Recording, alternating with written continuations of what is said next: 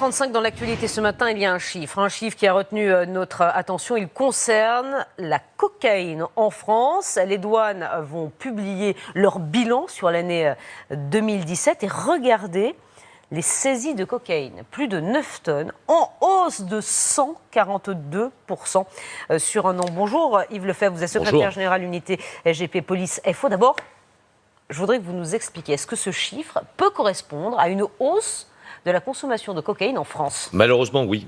Malheureusement, oui. Pourquoi? Parce qu'on a une vulgarisation aujourd'hui, sinon même une démocratisation de la consommation de coke en France aujourd'hui.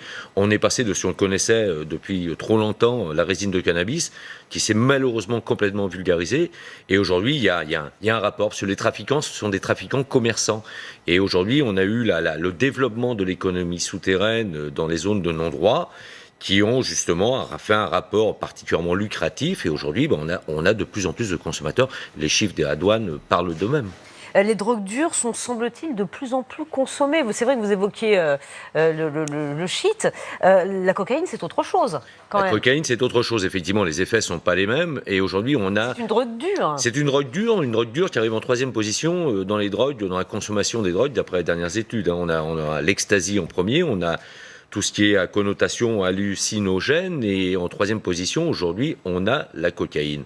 On a d'étranges consommateurs qui sont considérés comme étant des jeunes cadres, qui ont besoin de coke, soi-disant, pour se déstresser. Moi, ce qui m'inquiète le plus, c'est qu'on considère qu'on a aujourd'hui un peu plus de 5% de la population des 13-18 ans qui auraient consommé de la cocaïne. Et là, c'est 13 ans de la cocaïne. 13 ans de la cocaïne. Oui, pourquoi? Parce que tout est lié à ces zones où la police ne peut plus prendre pied. Alors on nous dit aujourd'hui qu'on va reconquérir les quartiers, pourvu que ça se fasse, pourvu qu'on nous donne les moyens de le faire. Puis vous savez, tout est lié aussi à une mauvaise évolution de la police nationale depuis trop longtemps, où on a priorisé le petit consommateur, on a priorisé le chiffre, plutôt que de se donner les moyens réels de travailler efficacement contre les trafics. Ça impose du travail de longue haleine. C'est-à-dire que vous ne démantelez plus les réseaux, c'est-à-dire vous arrêtez les trafiquants. On démantèle, bien évidemment, parce que j'ai mes collègues ultra spécialisés de l'OCRIS dans la matière, mais qui n'ont pas encore suffisamment de moyens. Je veux parler des brigades de stupes dont on a à peu près partout dans les commissariats. On leur a demandé prioriser le petit consommateur, le tout petit trafiquant, la boulette, ce qu'on appelle communément la crotte de nez. Excusez-moi, pour quelle raison? Tout simplement parce que la police a été placée depuis 2002 sur l'autel de la rentabilité. C'est-à-dire il fallait faire du chiffre, parce que ça rapporte à certaines personnes, ça permettait d'avoir des stats particulièrement édifiants, mais on ne s'attaquait pas réellement à la raison du mal, à savoir le trafic. Ce que font les douaniers aujourd'hui. Et comment la police travaille justement avec les douanes? Est-ce qu'il y a... comment vous travaillez ensemble? Il y a une étroite collaboration, parce que les douaniers, eux, saisissent, à partir du moment où nous sommes bien évidemment sur le territoire national ou au poste frontalier, saisissent ce qu'on appelle l'interpellation, la saisie douanière, et ensuite la remise au service spécialisé de la police qui, eux seuls, traitent de la procédure. Donc il y a un travail particulièrement étroit, et tout est placé aussi, je dirais, sur le sceau du renseignement, parce que c'est quand même les services du renseignement douanier qui permettent de collecter les renseignements et de faire ces interceptions.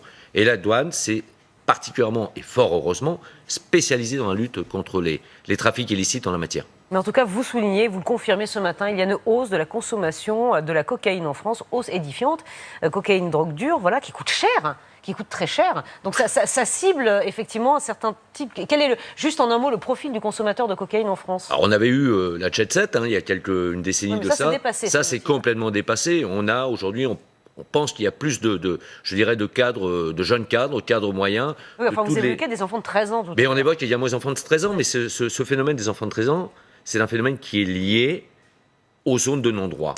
C'est toute cette économie souterraine. Aujourd'hui, c'est le règne, c'est la politique, c'est plus la politique républicaine, c'est la politique des voyous qui aujourd'hui a pris le pas dans ces quartiers. Et il est temps que ça cesse. Merci beaucoup Yves Lefebvre d'être venu ce matin sur le plateau de la matinale, effectivement pour nous décrypter ce chiffre donc que nous vous donnons ce matin, la hausse des saisies de cocaïne, plus 142% sur un an. Merci à vous.